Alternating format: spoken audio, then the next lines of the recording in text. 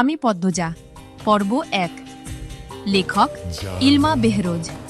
প্রতিদিন নিয়ম করে সন্ধে রাত থেকে ৩ ঘন্টা গ্রাম অন্ধকারে তলিয়ে থাকে, আর সারাদিন তো বিদ্যুতের নামগন্ধও থাকে না। বিদ্যুৎ দিয়ে লাভটা কি হলো? পদ্মজা, পূর্ণা, প্রেমা ৩ বোন একসাথে পড়তে বসেছিল। বাড়ি অন্ধকার হতে ৯ বছরের প্রেমা খামচে ধরে পদ্মজার ওড়না। পদ্মজা মৃদুস্বরে ডাকল, আম্মা, আম্মা, আয়, টর্চ নিয়ে যা। হেমলতার আহ্বানে পদ্মজা উঠে দাঁড়ালো। প্রেমা অন্ধকার খুব ভয় পায়। পদ্মজার ওড়না সেরে পূর্ণার হাত চেপে ধরে। টর্চ নিয়ে রুমে ঢোকার মুহূর্তে পদ্মজা গেট খোলার আওয়াজ পেল।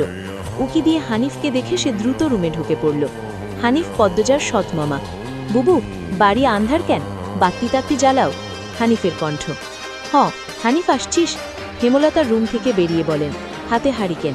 হানিফ সবকটি দাঁত বের করে হাসল, বলল, আমি। আয়, ভেতরে আয়। হানিফ বারান্দা পেরিয়ে বড় ঘরে ঢুকে বলল, তোমার ছেড়িগুলান কইতে? আছে, রুমেই পড়ছে। এই আন্ধারেও পড়ে? হেমলতা কিছু বললেন না। হানিফ এই বাড়িতে আসলে কেন জানি খুব অস্বস্তি হয়। অকারণেই। ওদের খাওয়ার সময় হয়েছে, তুইও খেয়ে নে। এইখানেই খামো, না তোমার সরাইখানায় যাইতে হইব? কথাটায় রসিকতা ছিল। গ্রামে থেকেও হেমলতা খাওয়ার জন্য আলাদা রুম নির্বাচন করেছেন, সেটা হানিফের কাছে রসিকতাই। হেমলতা প্রশ্নের জবাব সোজা সাপটা না দিয়ে বললেন, খেতে চাইলে খেতে আয়। পদ্ম কিছুতেই খেতে আসলো না। কেমন জড়সড় হয়ে আছে। মনে হচ্ছে হানিফকে ভয় পাচ্ছে বা অবহেলা করছে। হানিফ ৭ বছর সাউদিতে ছিল, ৩ মাস হলো দেশে ফিরেছে।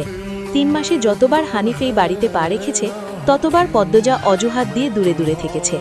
হেমলতার বিচক্ষণ মস্তিষ্ক মুহূর্তে ভেবে নিল অনেক কিছু, তাই জোর করলেন না। আজই এই লুকোচুরির ঘয়সালা হবে।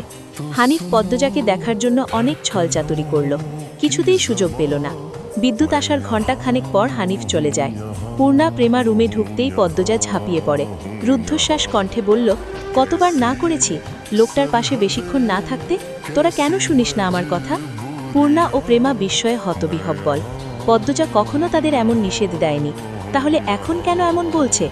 হেমলতা রুমে ঢুকতেই পদ্মজা চুপসে গেল। পদ্ম, আমার রুমে আয়।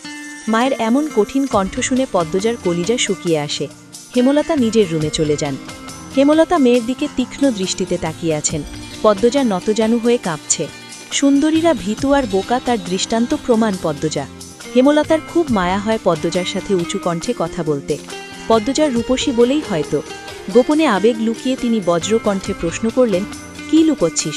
হানিফের সামনে কেন যেতে চাস না? সে কি করেছে? পদ্মজা ফুপাতে থাকে। হেমলতা সেকেন্ড কয়েক সময় নিয়ে নিজেকে সামলান। কণ্ঠ নরম করে বললেন, হানিফ ধরিবাজ লোক, সৎভাই বলে বলছি না। আমি জানি তার ব্যাপারে যে কোনো কথা আমার বিশ্বাস হবে। তুই বল, কি লুকোচ্ছিস? মায়ের আদরে কণ্ঠে পদ্মজা আচমকা বাঁধ ভাঙা নদীর মতো হু হু করে কেঁদে উঠল।